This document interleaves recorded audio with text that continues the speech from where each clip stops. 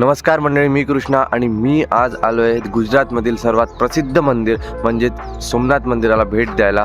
आणि मी आज तुम्हाला सांगणार की तुम्ही एका दिवसात सोमनाथ मंदिरचे दर्शन कसे करू शकता आणि जवळचे प्लेसेस पण कसे कव्हर करू शकता. सर्वात प्रथम मी पोहोचलो वेरावळ स्टेशन. तिथून ऑटो घेतला आणि निघालो गुजरातमधील पवित्र श्री सोमनाथ महादेव मंदिराच्या दर्शनासाठी.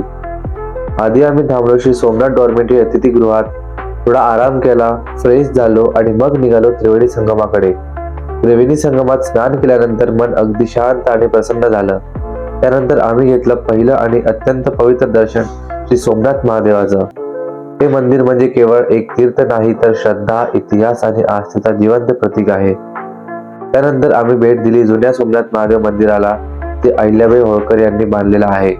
या मंदिरात शांतता आणि पवित्रता वेगळीच अनुभवायला मिळते.